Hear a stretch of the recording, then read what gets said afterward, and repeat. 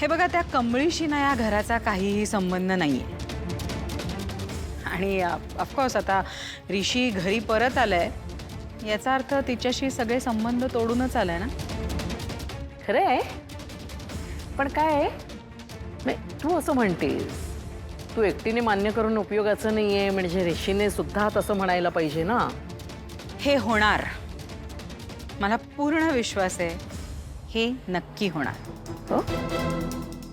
Nayantara aunty, ऋष कुठे दिसत नाहीये. ऋष कुठे गेला? तो परत त्या गावच्या पुढे तर नाही ना गेला? ऍक्च्युली तो बिझनेस परत जॉईन करतोय, त्याच कामासाठी जरा बाहेर गेलाय. ओ गॉड, आय मीन मला त्याच्याशी बोलायचं होतं.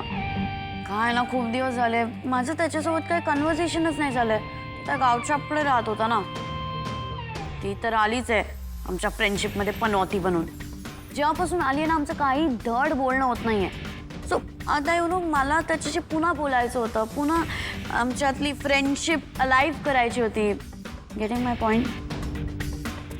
हां, काय अनिका, या कामासाठी तू नंतर आलीस ना तरी चालेल.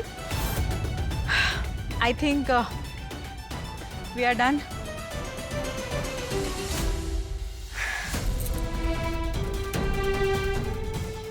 तुम्ही आता निघालात तरी चालेल. बर, ठीक.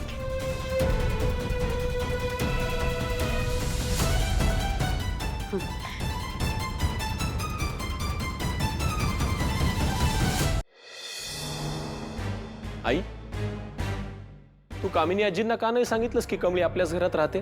सिरियसली रोहित, कधी तुला कधी कळतील या सगळ्या गोष्टी? मी तुला काय सांगितलं होतं? ही गोष्ट तिला कळता कामा नये. काय वाटेल तिला?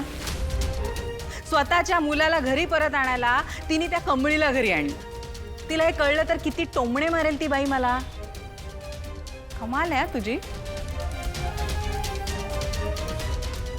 कधी हे सगळं संपणार आहे, कधी ही पनौती टळणार आहे ना, काही कळत नाही मला.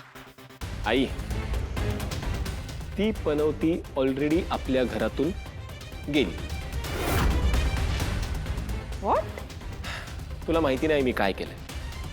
मगाशी मी बाहेर गेलो होतो तेव्हा ती वेडीबाई तिथेच फुलं वेचत उभी होती. मी तिला सांगितलं की तुमच्या कमळीला कोणीतरी बाई गेटच्या बाहेरून पळून घेऊन गेली.